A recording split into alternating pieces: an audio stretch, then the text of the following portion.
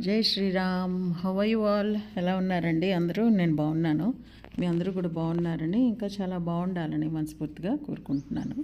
ఇది మా కాలనీలో ఒక 4-3 రోజుల క్రితం వాకింగ్ పాత్ ఒకటి ఉందిలేండి. అందులో ఈ 2 పాములు ఇలా పొద్దున వాకింగ్కి వెళ్ళిన వాళ్ళకి కనిపించాయట. వాళ్ళు వీడియో తీసి మా కాలనీ గ్రూప్లో పోస్ట్ చేశారనమాట.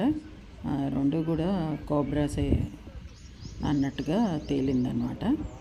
ఇంకా అక్కడే తిరుగుతున్నాయని కూడా అనుకుంటున్నారు.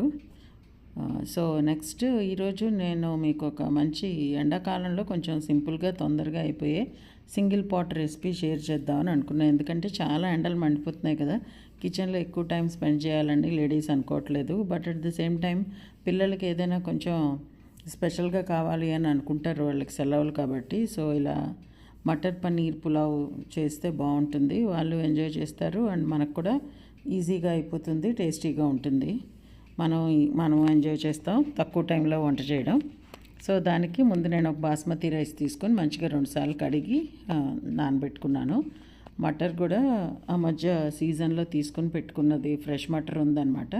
పన్నీర్ కూడా క్యూబ్స్లో కట్ చేసి పెట్టుకున్నాను. ఆనియన్స్ అవన్నీ కూడా లెంత్ వైజ్ కట్ చేసి పెట్టాను అనమాట అండి. ముందు కడాయి పెట్టుకుని కొంచెం నెయ్యి వేసుకుని అందులో కొంచెం నూనె 2 వేసాను.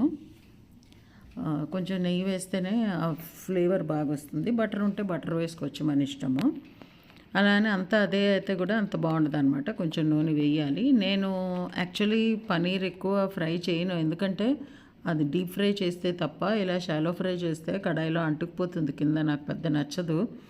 బట్ ఈసారి కొంచెం పులావ్లోకి ఇలా ఫ్రైడ్ బాగుంటుందేమో అన్నట్టు ట్రై చేశాను. చూసారా కడాయి ఎంత ఎలా అంటుకుపోయిందో కింద. ఎంత మీరు దగ్గర నుంచి ఏం చేసినా కూడా అది అంటుకుపోవడం మటుకు మాందు పన్నీరు. సో ముందు అందులోనే కొంచెం అక్క మసాలా అంటారు కదా, అదే పౌడర్ కాకుండా మసాలా దినుసులు మనం వేసి వేయించుకుంటాం కదా, దానికి నేను యాలక్కాయలు, బడి ఇలాచీ కూడా వేసాను, మళ్ళీ సినమన్ వేసాను అండ్ బిర్యానీ లీఫ్ వేసాను, కొంచెం క్లోవ్స్ వేసాను. చూస్తున్నారు కదా ఎంత తక్కువ వేసానో. అస్సలు మసాలాలు వేయడం ఇష్టం ఉండదు, కానీ బేసిక్ మినిమం ఉండాలి కదా అని వేసాను. అండ్ జీలకర్ర వేసి కొంచెం ఫ్రై చేశాను అనమాట. బట్ నాకు ఎందుకో కంఫర్టబుల్గా అనిపించలేదు, గరిటతో కలుపుతుంటే ఈ అడుగంటిపోయినవే ఊరికే వస్తున్నాయి అని తర్వాత కడాయి మార్చానండి. కొంచెం జీడిపప్పు కూడా వేసాను. అలా కలపడం కష్టం అవుతుందన్నమాట, అడ్డేస్తున్నాయి, ఆ మాడినవి కూడా నోట్లోకి వస్తాయి, చేదుగా ఉంటాయని అనిపించింది నాకు. సో కొంచెం 1-2 నిమిషాలు ట్రై చేశాక నా వల్ల అవ్వలేదు, మార్చేశాను నేను. ప్రెషర్ కుక్కర్లోకి మార్చుకున్నాను అనమాట అండి. సో ముందే ఫ్రై చేసినవన్నీ కుక్కర్లో వేసి తర్వాత లెంత్ వైజ్ కట్ చేసాను, ఆనియన్స్ వేసాను. దీనికి పెద్ద లెక్కేం లేదు, 2 వేసామా 3 వేసామా అన్నది కాదు. ఆనియన్ సైజ్ బట్టి, మనం ఎంత క్వాంటిటీ రైస్ చేస్తున్నాము అన్న దాన్ని బట్టి, వాటన్నిటి బట్టి మనం అవి పెంచుకోవడం తగ్గించుకోవడం ఉంటుంది కదా. సో నేనైతే ఒక 2 మీడియం సైజు ఆనియన్స్ వేసాను. ఇది నేను ఇద్దరికే చేశాను, సో అందువల్ల అనమాట. సో హరీ మిర్చి కూడా వేసుకున్నాను ఒక 2-3, గ్రీన్ చిల్లీస్ ఇవి కూడా కొంచెం మంచిగా ఫ్రై చేశాను. నేను కుక్కర్ చూస్ చేసుకోవడానికి కారణం ఏంటంటే, ఇంక మొత్తం పులావ్ మొత్తం అందులోనే వండేయచ్చు అన్నట్టుగా అనమాట. విజిల్ పెట్టేసి ఒక 2 విజిల్స్ వచ్చాక కట్టేస్తే కరెక్ట్గా ఉడికిపోతుంది, మనం ఎక్కువ టెన్షన్ పడక్కర్లేదు అని. ఇప్పుడు ఇందులో ఉప్పు, పంచదార ఇలాంటివన్నీ వేయాలి. ముందైతే పంచదార కొంచెం వేసాను, అదేదో టేస్ట్ కోసం అని కాదండి. ఈ ఉల్లిపాయలు ఏవైతే ఉన్నాయో అవి కొంచెం తొందరగా బ్రౌన్ అయ్యే ప్రాసెస్ స్టార్ట్ అవుతుందన్నమాట, షుగర్ వేసేటప్పటికి క్యారమలైజ్ అయ్యి, అందువల్ల కొంచెం షుగర్ వేసాను. అవి వేగాయి అనుకున్న తర్వాత అల్లం వెల్లుల్లి పేస్ట్ నేను ఇంట్లో తయారు చేసుకున్నదండి, అది కొన్నది కాదు. చాలా బాగుంటుంది ఇంట్లో తయారు చేస్తే, మీరు తయారు చేసి చూడండి. కల్తీ అంటున్నారు కదా, బయటది వాడకండి. నెక్స్ట్ మటర్ కూడా తీసుకున్నాను, ఒక 1/2 కప్పు. చెప్పాను కదా నేను ఇద్దరి కోసమే చేస్తున్నాను, సో అందుకని మరీ ఎక్కువ అయితే వేయలేదు. మటర్ ఫ్రోజన్ అంటే మేము మటర్ తెచ్చి ఒలిచి పెట్టుకున్నవే, బట్ డీప్ ఫ్రీజర్లో ఉంటాయి కదా, కొంతసేపు బయట పెట్టి ఉంచి అనమాట. ముందు ప్లాన్ చేసుకోగానే ఆ ఫ్రిడ్జ్లో అవన్నీ తీసి కొంతసేపు బయట పెట్టుకుని తర్వాత వంట మొదలు పెడితే తొందరగా అవుతుంది. ఇప్పుడు మొత్తానికి సరిపడా ఉప్పు ఎంతైతే కావాలో అంత వేసేసాను. ఇప్పుడు మళ్ళీ మనం పసుపు ఇవన్నీ వేసుకుందాము. అదిగో కొంచెం పసుపు, కొంచెం కారం, అన్నీ కూడా కొంచెం కొంచెంగానే. నేను వాడే కారం తక్కువ ఉంటుందండి. నేను పికిల్స్ కోసం ఏ కారం అయితే వాడతామో అదే సంవత్సరం మొత్తానికి వాడుకోవడానికి పెట్టుకుంటాను. ఇంతకుముందు కూడా చెప్పినట్టున్నాను నేను. అది కలర్ రెడ్గా ఉంటుంది కానీ కారం అయితే మరీ ఎక్కువ ఉండదన్నమాట. మేము అస్సలు కారం ఎక్కువ తినము ఇంట్లో, అందరం కూడా కొంచెం లైట్గానే తింటాము. నేను వేసినట్టే వేయాలని ఏం లేదు, మీరు మీ టేస్ట్కి తగ్గట్టుగా అడ్జస్ట్ చేసుకోవచ్చు ఎక్కువ తక్కువలు. సో అంతా వేసిన తర్వాత ఇలా మంచిగా ఒకసారి కలిపేసి, ఇప్పుడు దానికి సరిపడా గరం మసాలా పౌడర్ కూడా కలిపాను అనమాట అండి. కొంచెమే, మేబీ 1 టీ స్పూన్ వేసి ఉంటాను, అంతకన్నా ఎక్కువైతే వేయలేదు. గరం మసాలా వేసాక కూడా ఒకసారి మంచిగా కలిపేసి పెట్టేసుకుని, మనం బియ్యం ముందే నానబెట్టుకున్నాం కదా, అందులో ఉన్న నీళ్ళన్నీ తీసేసి బియ్యం ఒక్కటే కొంచెం వేసుకుని 1-2 నిమిషాలు ఫ్రై చేసుకోవాలన్నమాట. ఆ నానబెట్టిన నీళ్లు తీసేయాలి. తర్వాత మళ్ళీ మనం ఇందులో పోసుకోవచ్చు. మనకి ఎంత పడతాయి అన్నది, మనం ఎన్ని బియ్యం తీసుకున్నాము అన్న దాన్ని బట్టి డిపెండ్ అయి ఉంటుంది.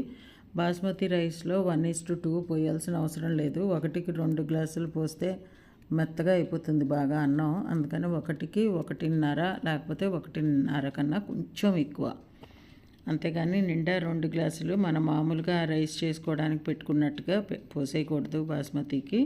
అండ్ కలపడం కూడా బియ్యం చాలా జాగ్రత్తగా మెల్లిమెల్లిగా హల్కాగా కలపాలి. ఏమాత్రం హల్లు పెళ్ళుగా కలిపినా ముక్కలు అయిపోతుంది అనమాట. బాస్మతి రైస్ బాగుండదు. అదిలా పొడుగుగా లాంగ్ గ్రెయిన్స్ ఉంటేనే దానికి చూడడానికి బాగుంటుంది, తినడానికి బాగుంటుంది.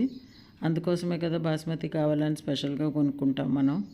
దాన్ని ముక్కలు చేసేసుకుంటే మామూలు అన్నంలాగే ఉంటుంది, జస్ట్ ఫ్లేవర్ వస్తుంది కానీ తినేటప్పుడు ఆ ఫీల్ రాదు. సో అందుకని కొంచెం జాగ్రత్తగా అలా పై నుంచే కలుపుతూ ఉండాలి. అంటే ఆ రైస్ కూడా కొంచెం ఫ్రై అవ్వాలన్నమాట, ఆ మసాలా అన్నిటితోటి బాగా కలిసి ఫ్రై అవ్వాలి. అందుకోసమని కొంచెం అలా కలుపుతూ వేయిస్తూ ఉండాలి. మేబీ 1-1.5 మినిట్స్ వరకు కలిపితే చాలన్నమాట. ఇప్పుడు మనకు సరిపడా నీళ్ళు పోసుకోవాలి. మనం కొలుచుకొని పెట్టుకున్నాం కాబట్టి బాస్మతి రైస్ ఒకవేళ 1 గ్లాస్ తీసుకుని ఉంటే 1.5 అదిగో చూసారా, నేను 1.5 గ్లాసెస్ పోసాను. ముందు 1 గ్లాస్ పోసాను, తర్వాత అర పోసాను. నాకైతే సరిపోయింది. అంటే ముందు అనుకున్నాను మటర్ కూడా ఉడకాలి కదా అని, కానీ మటర్ కోసం స్పెషల్గా ఏం పెద్ద పోయక్కర్లేదండి. మటర్ మామూలుగా ఆవిరికే మెత్తపడిపోతుంది, అంత సాఫ్ట్గా ఉంటుంది. ఇవి డ్రై కాదు కదా, ఫ్రెష్ మటర్ కాబట్టి దాని గురించి అంత ఎక్కువ వర్రీ అవ్వక్కర్లేదు. నెక్స్ట్ మనం ఫ్రై చేసి పెట్టుకుని పన్నీర్ పీసెస్ కూడా వేసేసుకోవాలి. మీకు ఒకవేళ నాకు అలా ఫ్రై చేయాలని లేకపోతే మీరు మామూలుగా ఫ్రెష్ పన్నీర్ కట్ చేసింది కూడా వేసేసుకోవచ్చు. రూల్ ఏం లేదు ఫ్రై చేసి వేయాలి అని, ఇందాక కూడా చెప్పాను కదా. ఒకవేళ ఇలా అడుగంటకుండా రావాలి అని అనుకుంటే మటుకు డీప్ ఫ్రై చేసుకోవడం మంచిది. సో ఇప్పుడే నేను కావాల్సినంత కొత్తిమీర కూడా వేసేసాను.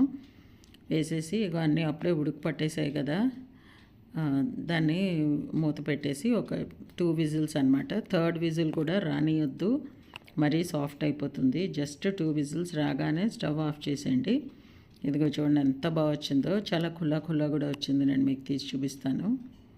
మంచిగా చూడండి ఎంత ఖుల్లా వచ్చిందో. ఎందుకంటే నీళ్లు మనం 1.5 పోసాము, 2 పోస్తే ఇలా రాదనమాట, ముద్దలాగా వచ్చేస్తుంది. అది గుర్తుపెట్టుకోండి. బాస్మతి రైస్లో ఎక్కువ నీళ్లు పట్టవు. టేస్ట్ అయితే చాలా బాగా వచ్చిందండి. నేను ఇందులోకి ఆనియన్ రైతాయే చేశాను. సింపుల్గా ఆనియన్స్ చిన్న కట్ చేసి పెరుగులో కలిపి కొంచెం ఉప్పు పెప్పర్ వేశాను. కొంచెం బ్లాక్ సాల్ట్ కూడా వేసుకోవచ్చు అనమాట కావాలనుకుంటే. చాలా బాగుంటుంది, ట్రై చేయండి. పిల్లలు కూడా ఎంజాయ్ చేస్తూ తింటారు. సో ఇదే అండి ఈరోజు మా రెసిపీ. మీకు నచ్చింది అనుకుంటా. నచ్చితే please like, share, comment and subscribe to my channel Varahi world. Signing off for today folks. జై హింద్.